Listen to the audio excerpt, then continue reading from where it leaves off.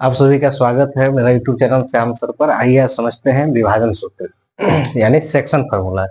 सबसे पहले समझेंगे कि ये फार्मूला होता क्या है और इसकी सहायता से हम किन किन चीजों को ज्ञात कर सकते हैं। तो देखिए, जैसा कि प्रश्न है कि उस बिंदु के निर्देशांक ज्ञात करें जो बिंदु -1 7 और 4 - 3 को मिलाने वाले रेखाखंड को 2 3 के अनुपात में विभाजित करती है। तो इससे रिलेटेड दो क्वेश्चन आता है। पहला, अगर हमको अनुपात दिया हुआ रहेगा तो हमसे निर्देशांक पूछा जाता है, और दूसरा, अगर निर्देशांक दिया हुआ रहता है तो अनुपात पूछा जाता है। आइए पहले इसको एक एक करके हम समझते हैं कि ये सूत्र होता क्या है। जैसे मान लीजिए कि एक रेखाखंड ए और बी है, एक रेखाखंड ए और बी है। इसके निर्देशांक को क्या बोलते हैं? एक्स और वाई, और इसका निर्देशांक एक्स और वाई। ये पहले दिया है इसलिए 1 1, और ये बाद में है इसलिए 2 2। ठीक है। अब इस ए बी रेखाखंड को मान लेते हैं कि कोई बिंदु यहाँ P है जो m अनुपात n के अनुपात में विभाजित करती है। m अनुपात n के अनुपात में क्या करती है? विभाजित करती है। तो हमको ये बताना है कि इस बिंदु P का निर्देशांक क्या होगा। तो इसके लिए यहां से दो सूत्र बनता है। पहला x अक्ष के लिए और दूसरा y अक्ष के लिए। तो x अक्ष का सूत्र होता है x2 गुना m प्लस x1 गुना n बटा m प्लस n।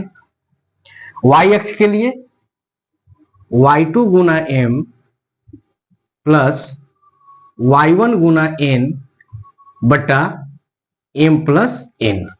यहां आप देख पा रहे हैं कि जहां x और y निर्देशांक है और m और n क्या है? अनुपात। यहां लिख सकते हैं कि जहां x y निर्देशांक है और m n क्या है? अनुपात है। m n अनुपात है। यदि हमें किसी भी रेखाखंड का दो मान दिया हो और अनुपात दिया हो तो इससे हम आसानी से इस बिंदु का निर्देशांक ज्ञात कर सकते हैं। अब आइए देखते हैं कि इस प्रश्न को हम कैसे हल करेंगे। देखिए, कह रहा है कि उस बिंदु के निर्देशांक ज्ञात कीजिए जो बिंदु -1 7 और 4 - 3, दो बिंदु दिया हुआ है।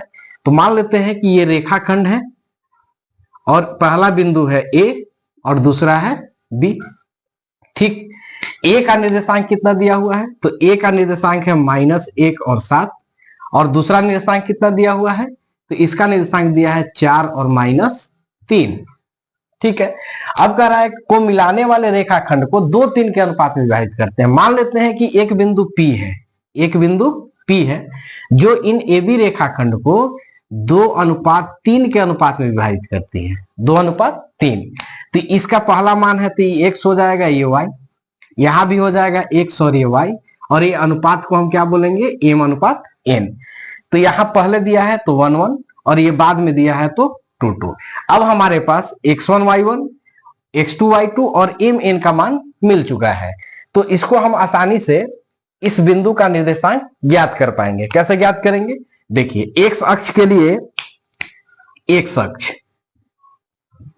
तो x अक्ष का सूत्र लगाएंगे x2 गुना m प्लस x1 गुना n बटा m प्लस n।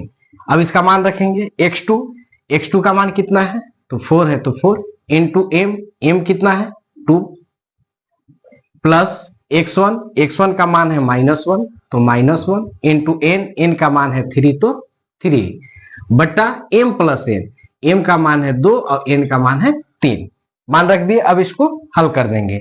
4 से 2 में गुना करेंगे तो 4 दूना 8। अच्छा, यहाँ प्लस है और माइनस, तो क्या होगा? -3 से 1 में गुना करेंगे तो 3 बटा 2 और 3 जोड़ेंगे तो कितना आएगा? 5।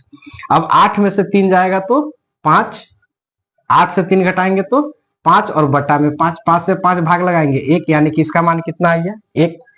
इसी तरह से y अक्ष के लिए यहां लिखेंगे y अक्ष।